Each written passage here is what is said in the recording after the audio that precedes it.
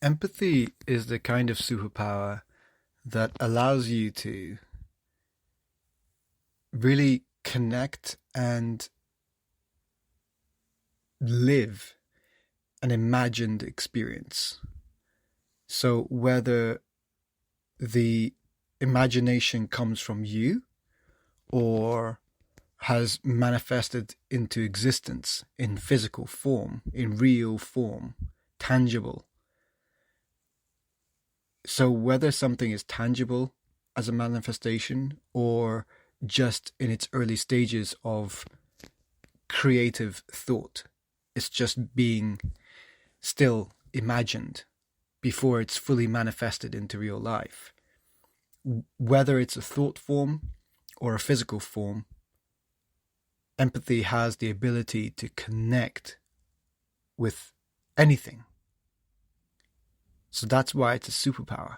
If you are genuinely able to connect to someone else's experience from across the globe, and you can feel how they feel and behave like they behave, and it can have a transformative effect on your psyche, on your emotional circuitry. You can empathetically adopt someone else's traumas, even though you haven't actually gone through them yourself. It's that level of superpower, because you might say, well, in that case, that could be argued that, who would want that? That's a negative thing. Well, okay, positive or negative, it's subjective, right? Whatever your preferences are, but it's still a superpower nonetheless, because we can control that, right? We can control, to a degree, our levels of empathy.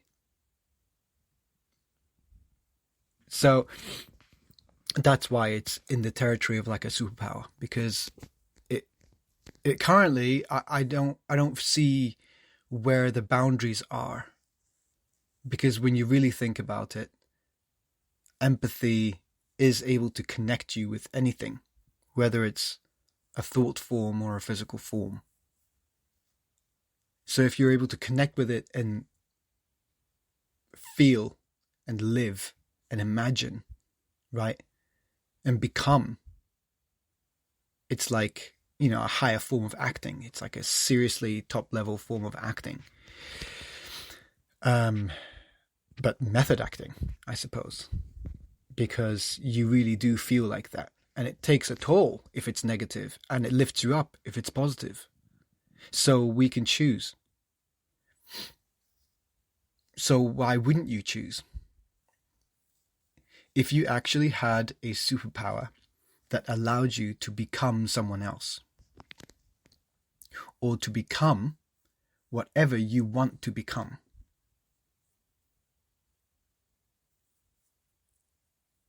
because I think it's leveraged when people are suffering.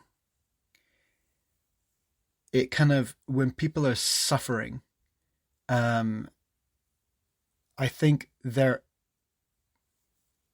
empathy is all enthralled in its own experience. But if you were to direct your empathy, even when you're suffering, to something positive, so whether it's a positive role model or it's a pinnacle of your own idea of yourself, an ideal within yourself that you carry, you can remind yourself of that ideal, of that person you want to be in that moment of suffering. Do you want to become a leader, a, strong and emboldened individual who's able to cope? Do you want to become like them in a time of suffering and weakness and vulnerability and feeling lost? Well, I think that you can, through empathy. It's imagination too, because in this case, you're imagining yourself as your ultimate like role model, right?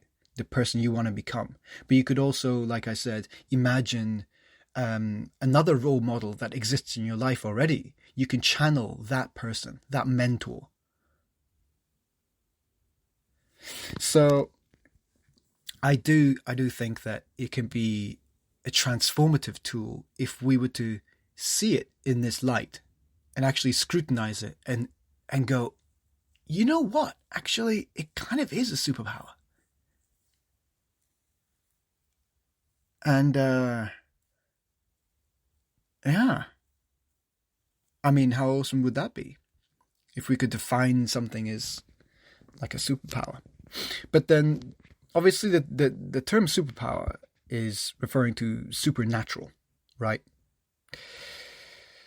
I mean, where are the boundaries? How can you label this? If what I'm saying, if what I'm proposing to be true is, then we'll probably need to come up with some kind of new terminology or accept that the supernatural does exist and that this is part of it.